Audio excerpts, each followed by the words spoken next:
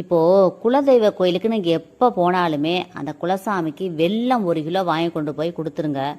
அதாவது ஒரு சில பேர் கோயிலே பொங்கல் வச்சு வழிபாடு பண்ணுவாங்க, சிறப்பா இருக்கும். ஒரு சில பேரால பொங்கல் வைக்க அங்க ஒரு சூழ்நிலை சரியில்லாம இருக்கும். அப்படிப்பட்டவங்க எப்ப நீங்க குலசாமி கோயிலுக்கு போகும் பொழுதும் வெல்லம் வாங்கி கொண்டு போய் அந்த குலசாமி கோயிலுக்கு கொடுத்துருங்க. அப்படி கொடுக்கும் பொழுது உங்க வாழ்க்கையில அனைத்து விதமான செல்வங்களும் ஐஸ்வர்யங்களும் வந்து சேரும். எல்லா விதமான கஷ்டங்களும் விலகி ஓடிரும். அந்த வெள்ளத்தோட தித்திப்பு மாதிரி உங்க வாழ்க்கை இனிப்பா இனிமையா மாறிடும். நீங்க எப்போதுமே நல்லா இருப்பீங்க. உங்க வாழ்க்கை நல்ல சீரும் சிறப்புமா வெற்றிகரமா அமையும். உங்க குடும்பத்துல எல்லாருமே நல்லா இருப்பாங்க. இதை ஃபாலோ பண்ணிக்கிட்டே இருங்க.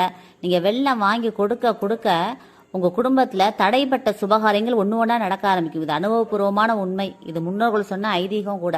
அதனால கண்டிப்பா வெள்ளம் வாங்கி கொடுங்க, மறந்துடாதீங்க. அப்படி செய்யும் பொழுது உங்களுக்கே தெரியாது, நீங்க பிரம்மாண்டமான வளர்ச்சிக்கு போய்கிட்டே இருப்பீங்க. இந்த பதிவை எல்லாருக்கும் ஷேர் பண்ண, கமெண்ட் பண்ணுங்க. எல்லாருமே நல்லா இருக்கணும் ஃப்ரெண்ட்ஸ். Thank you friends. வாழ்க வளமுடன். தேங்க்யூ.